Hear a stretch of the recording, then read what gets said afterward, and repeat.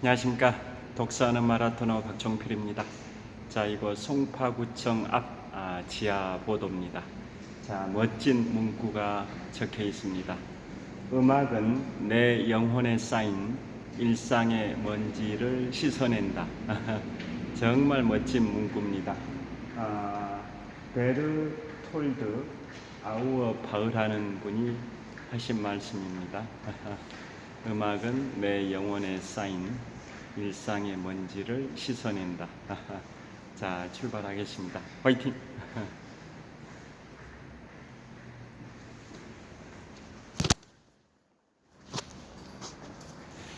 현재 시각은 2023년 11월 27일 월요일 아침 6시 39분입니다. 새벽에 비가 내렸는데요. 현재는 비가 그친 상태입니다. 그래서 집을 나설 때는 우산을 쓰고 나섰는데요. 잠실 석촌호수에 도착했을 때는 비가 그쳐서 현재는 우산을 접어서 가방에 넣고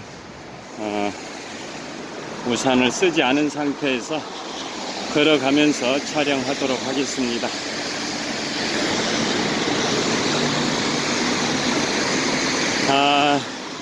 또 약간 빗방울이 내리는 것 같기도 한데요. 이 정도는 괜찮습니다.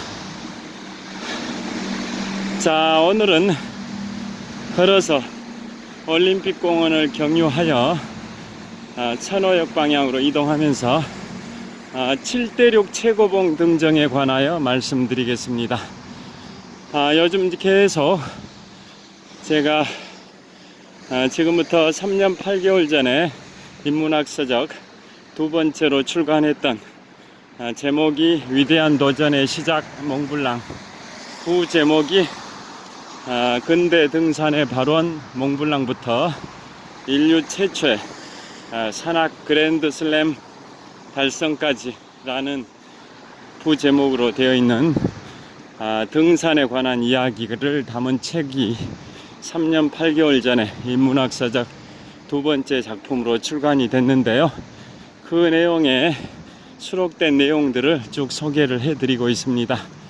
자, 그러면 7대륙 최고봉의 등정에 관하여 말씀드리겠습니다. 자, 먼저 7대륙 최고봉 7군데를 어느 지역에 있는 봉우리고 또 해발 고도가 몇 미터인지부터 소개해 드린 다음에 구체적으로 각 봉우리별로 소개를 해 드리도록 하겠습니다. 자, 먼저 아시아 대륙의 최고봉이자 지구의 최고봉인 에베레스트입니다. 해발 8,848m, 지구 최고봉은 네팔과 중국의 국경 지역에 있습니다. 그곳을 세계 최초로 오른 분은 그 당시에 영국의 원정 대원이었던 뉴질랜드 산악인 에드먼드 힐러리 경과 등산 도우미 세르파 텐징 노르가이입니다.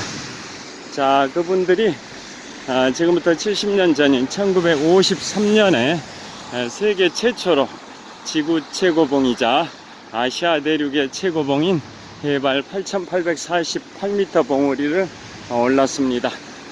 자, 그리고 우리나라에서 최초로 에베레스트에 오른 분은 1977년에 고상돈 대장님입니다.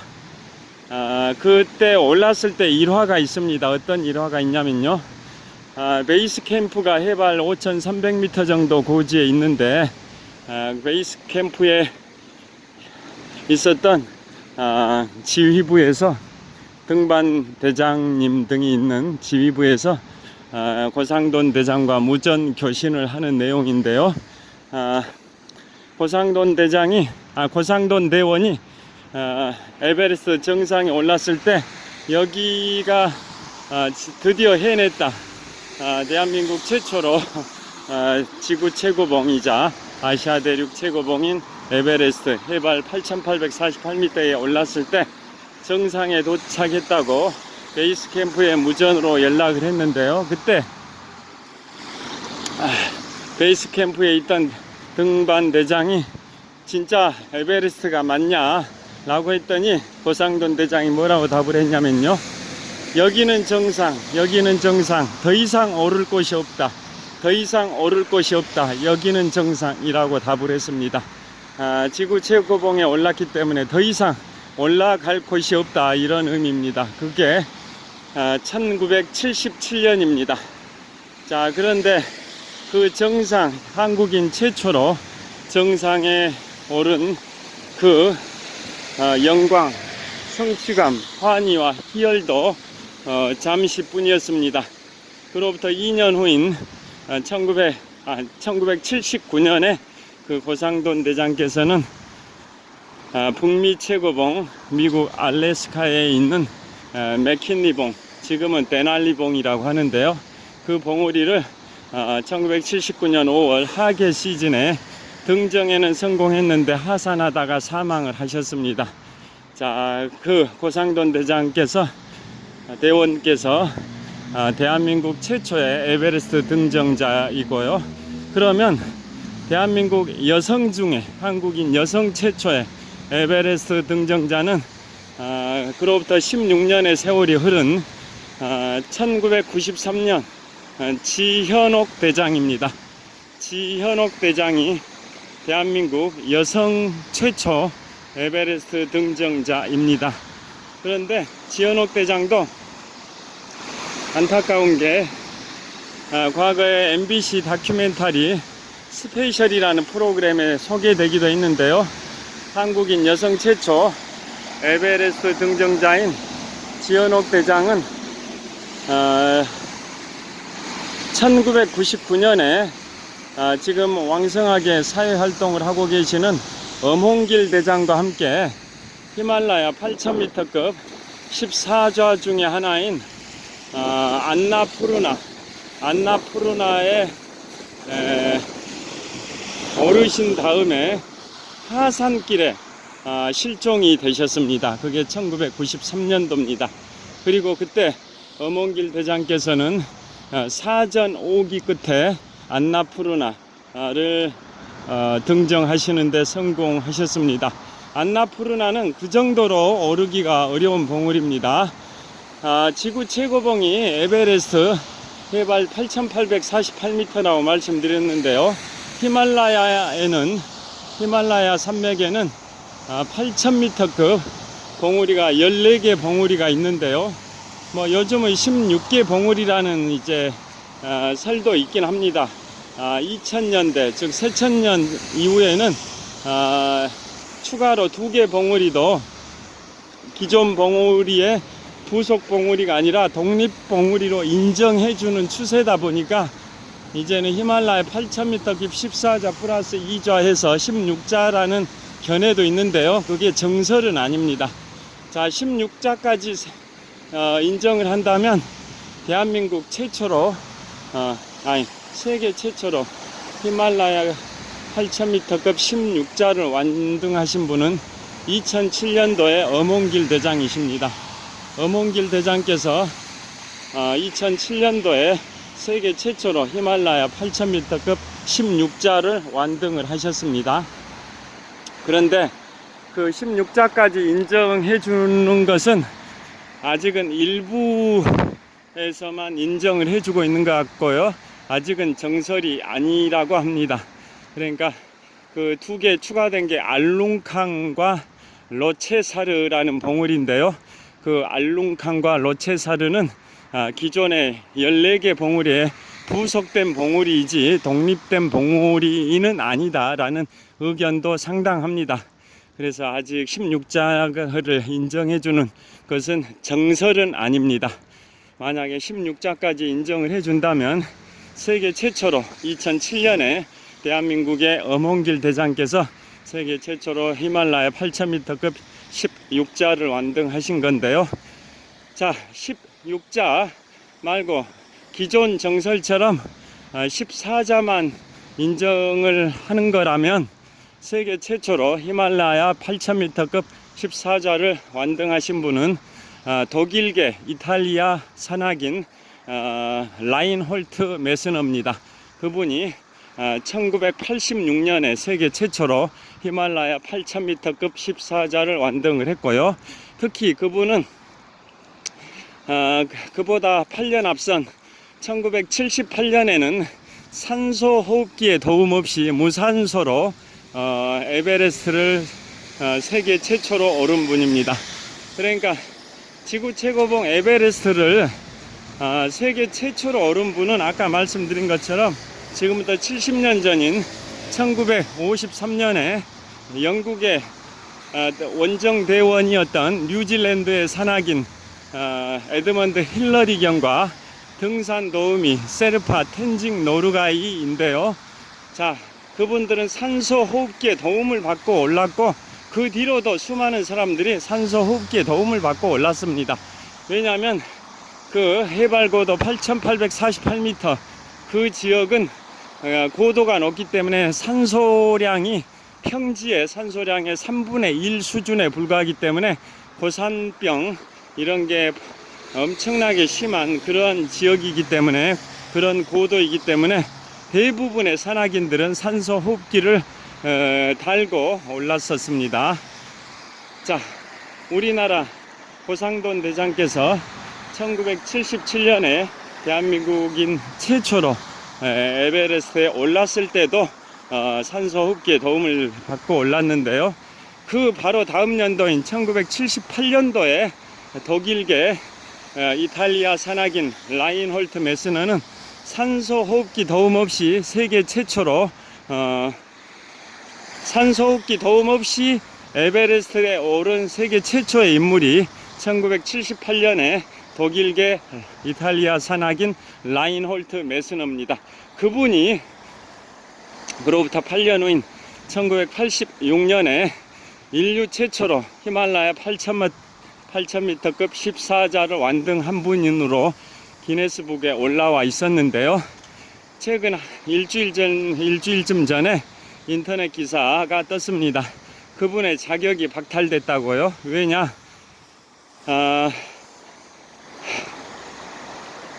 8000ERS.com이라는 그러한 독립연구기관이 있습니다. 8000ERS.com이라는 그 기관에서 실제 히말라야 8000m급 14자를 다 완등했는지를 다 추적해서 조사를 했다고 합니다. 그래서 조사 결과 지금까지 수십 명이 히말라야 8000m급 14자를 완등한 걸로 알려져 왔는데요. 실제 히말라야 8000m급 14자를 다 완등한 사람은 한 10명도 안 되는 걸로 발표를 했습니다. 그 중에 세계 최초로 히말라야 8000m급 14자를 1986년에 완등한 걸로 지금까지 알려져 온 독일계 이탈리아 산악인 라인홀트 메스너도 14개 봉우리 중에 안나푸르나는 해발고도 8091m 고도로 히말라야 8000m급 14자 중에서도 10번째 봉우리인데요. 그곳 정상에 미치기 고도 5m 전까지만 올랐다고 합니다. 해발 8091m가 아니라 해발 8086m까지만 올랐다라는 얘기죠. 해발 정상 고도에 5m 못 미치는 고도까지만 오른 걸로 밝혀졌다고 합니다. 그래서 히말라야 8000m급 14자를 세계 최초로 1986년에 올랐다라는 그 기네스북 기록이 박탈이 되고 대신 미국인 비 에스터스라는 산악인이 2005년도에 세계 최초로 히말라야 8000m급 14자 봉우리 정상을 다 밟았다라고 기네스북 기록이 변경이 됐습니다. 그러니까 그 라인홀트 메스너 뿐만 아니라 그 뒤로도 수많은 사람들이 14개 봉우리를 모두 정상을 밟은 건 아니다 라는 그러한 결과 발표가 있었는데요. 그래서 지금까지는 뭐 수십 명이 히말라야 8000m급 14자를 오른 걸로 알려져 왔는데 실제 14개 봉우리 정상을 모두 밟은 사람은 10명이 안 되는 걸로 발표를 했습니다. 자, 여하튼 라인홀트 메스너가 1986년에 히말라야 8,000m급 14자를 다 완등한 걸로 됐는데요. 알려져 왔었습니다. 기존에는. 자, 그리고 세계 최초로 지구 최고봉 에베레스트를 오른 분이 70년 전인 1953년에 뉴질랜드 산악인 에드먼드 힐러리 경과 등산 도우미 세르파 텐징 노르가이라고 말씀을 드렸는데요. 자, 그보다 3년 앞선 1950년이죠. 6.25 한국전쟁이 발발했던 1950년에 히말라야 8,000m급 봉우리 중에 최초로 세계 최초로 히말라야 8,000m급 봉우리 중에 한 곳인 안나푸르나에 오른 분이 있습니다. 그러니까 지구 최고봉인 에베레스트가 아니라 히말라야 8,000m급 중에서도 10번째 높이의 봉우리인 해발 8,091m의 안나푸르나를 세계 최초로 오른 분은 프랑스 사람들입니다. 프랑스. 그러니까 지구 최고봉인 에베레스트를 세계 최초로 오른 것은 1953년인데요. 그보다 3년 앞선 1950년에는 히말라야 8,000m급 봉우리 중에서 안나푸르나를 세계 최초로 오른 분이 프랑스인인데, 그게 바로 인류가 출현한 이후 8,000m급 봉우리로는 세계 최초로 오른 봉우리가 바로 안나푸르나이고, 그게 프랑스 사람들입니다. 그러니까 지구 최고봉은 아니지만 지구에서 9번째 높은 봉우리인 안나푸르나를 인간이 최초로 오른 게 바로 1950년 프랑스인들에 의한 등정이다라고 보시면 되겠습니다. 자, 이곳은 아산병원에서, 서울 아산병원에서 가까운 사거리에서 촬영을 하고 있습니다. 자, 러시아워 타임이 곧 시작이 될 텐데요. 분주하게 움직이는 차량들의 행렬이 끊임없이 이어지고 있는 서울 아산병원 동쪽 약 500m 지점에 있는 사거리입니다. 자, 이쪽으로도 한번 보여드리겠습니다. 자, 이곳은 서울 아산병원에서 가까운 사거리에서 촬영을 하고 있습니다.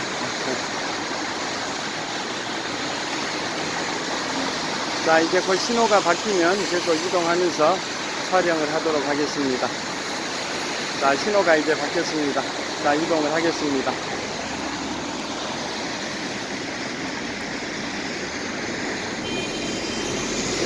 자, 그래서 그 안나푸르나는 히말라야 8,000m급 14자 중에서도 가장 유명한 봉우리고요.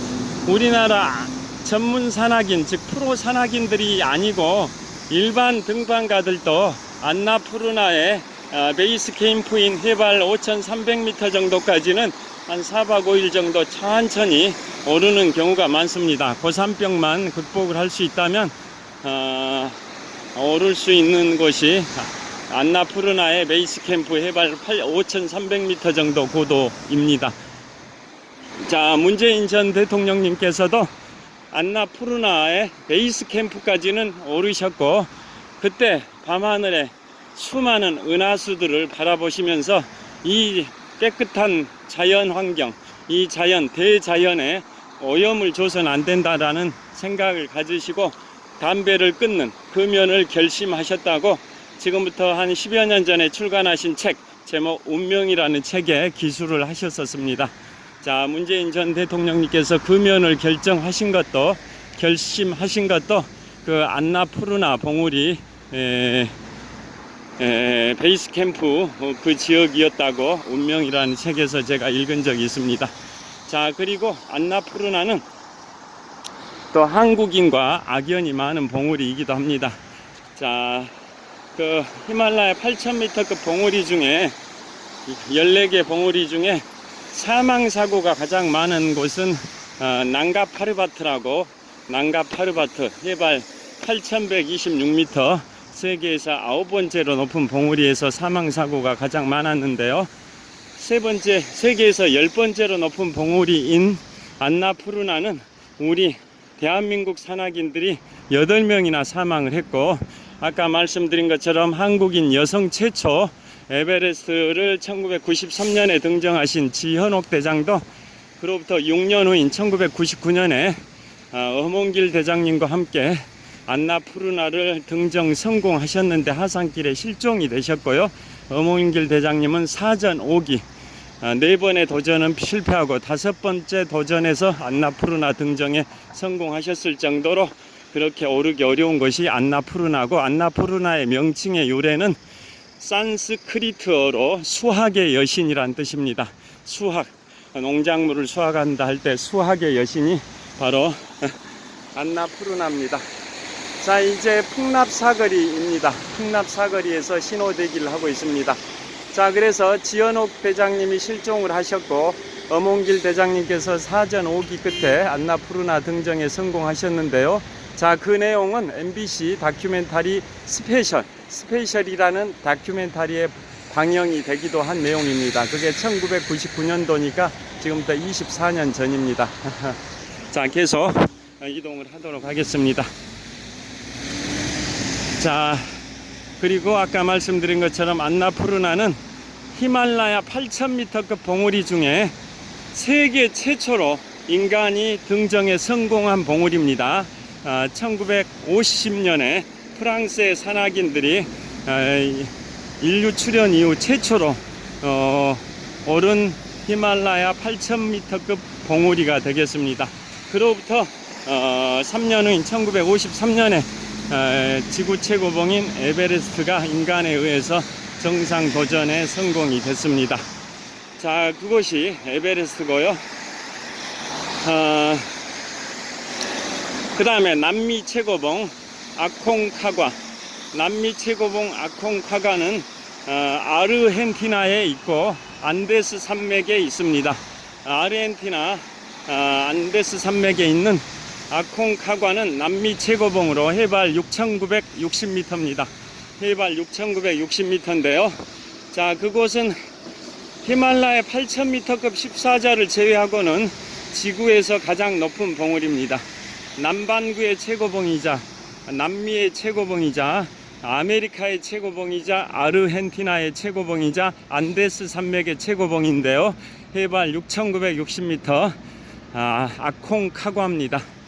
자, 그곳은 아마추어들도 고산병을 이겨낼 수 있다면 특별한 등반 기술이 필요 없이 오를 수 있는 확률이, 등정 성공률이 한 50%는 됩니다.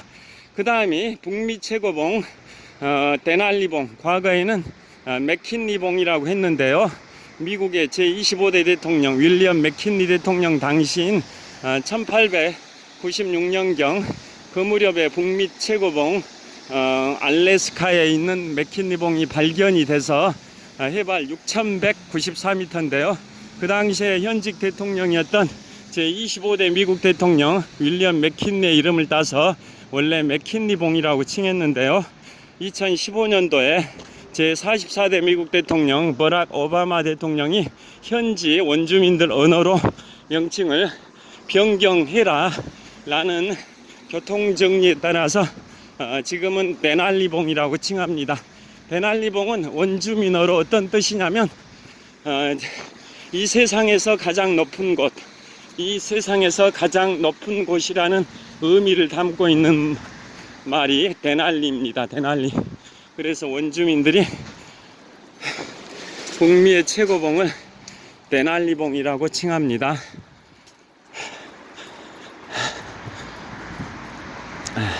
데날리봉은 해발 6,194m고요. 아까 말씀드린 것처럼 대한민국 최초로 에베레스트를 등정하신 분이 1977년도에 고산돈 대장이라고 말씀드렸는데요. 그분이 1977년에 대한민국 최초로 에베레스트를 등정한 다음에 그 기쁨도 잠시 그로부터 2년 후인 1979년에 북미 최고봉 데날리봉에 도전을 하셔서 등정에 성공하셨는데 하산길에 사망을 하셨습니다. 그러니까 하계 시즌에 그랬습니다. 1979년도 5월 달입니다. 하계 시즌에 대한민국 최초 에베레스트 등정자이신 고상돈 대장께서 북미 최고봉 미국 알래스카에 있는 해발 6194m 데날리봉을 등정하셨는데 하산길에 사망을 하셨고요. 또 일본인 최초 에베레스트 등정자도 그분도 데날리봉을 그분은 동계 시즌 겨울철 동계 시즌에 등정에 성공하셨는데 하산하시다가 실종되셔서 시신도 수습을 못했습니다. 그 정도로 북미 최고봉 데날리봉은 해발 6194m인데요. 오르기가 어렵습니다. 자, 왜 그러냐면 히말라야 8000m급 14자는 해발 고도 5300m, 즉 베이스 캠프가 있는 데까지는 완만한 경사가 이어지다가 5300m 그 지점부터 수직에 가까운 깎아지른 듯한 절벽이 시작이 되는데요. 그러니까 5300에서 시작해서 에베레스트 8800까지만 대략 3500m 정도만 급경사 구간인 거죠. 그에 반해서 북미 최고봉 데날리봉은 해발의 약 400m 지점부터 수직에 가까운 깎아지른 듯한 암벽이 시작이 됩니다. 그러니까 해발 고도는 6194밖에 안 되지만 해발 고도 400m 지점부터 수직 절벽에 가깝다 보니까 실질적으로 수직 암벽 구간은 6194에서 400을 빼면 대략 한 5794m 그 정도 구간이 수직에 가깝다 보니까 에베레스트의 실질적인 수직 구간 3500보다 더 높은 수직 구간이다라고 보시면 됩니다. 그래서 에베레스트보다 북미 최고봉 데날리봉 등정이 더 어렵다라는 견해들도 있습니다. 자, 그 다음에 시간을 보면 7시 4분이나 돼버렸습니다. 빨리 가야겠습니다. 자, 이쪽으로 이동을 하겠습니다.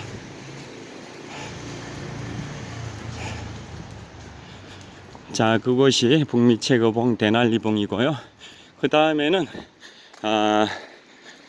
아프리카 최고봉입니다. 그리고 데날리봉은 북극권에 가깝습니다. 보통 북위 65도 이상을 북극권이라고 하는데요. 데날리봉은 북위 63도 북극권에 가까워서 평균 기온이 영하 40도 50도 정도 되기 때문에 굉장히 오르기가 어렵습니다. 그 다음에 아프리카의 최고봉 킬리만자로. 자, 킬리만자로 워낙 유명하죠. 조용필님의 노래 킬리만자로의 표범, 또 어니스트 해밍웨이, 미국의 대문호 어니스트 해밍웨이의 킬리만자로의 눈이라는 작품도 있는데요.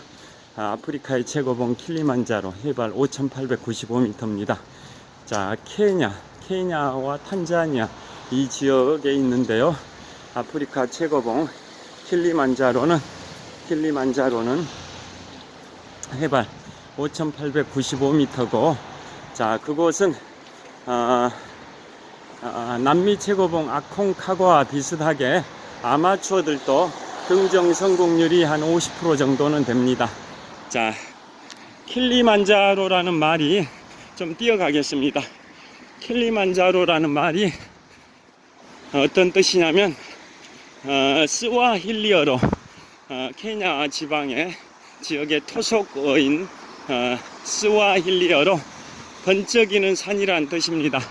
아프리카의 최고봉 적도 지역에 있는데 워낙 해발 고도가 높다 보니까 정상 부분은 눈 만년설로 뒤덮여 있어서 그 만년설이 햇빛에 반사돼서 평지에서 봤을 때는 정상 부분이 번쩍이는 산으로 보여서 번쩍이는 산이라는 의미로 킬리만자로라고 합니다. 그게 아프리카의 최고봉 해발 5895m의 킬리만자로고요. 그 다음에 유럽 최고봉은 엘브루즈, 러시아와 조지아 사이 정도에 있습니다. 해발 5642m, 해발 5642m의 엘브루즈입니다. 자, 엘브루즈 유럽의 최고봉입니다.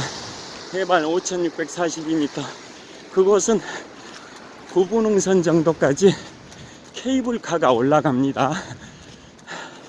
그 다음에 오세아니아 최고봉은 뉴기니 섬의 남태평양 뉴기니 섬의 서뉴기니 지역, 그곳에 인도네시아 영토, 인도네시아령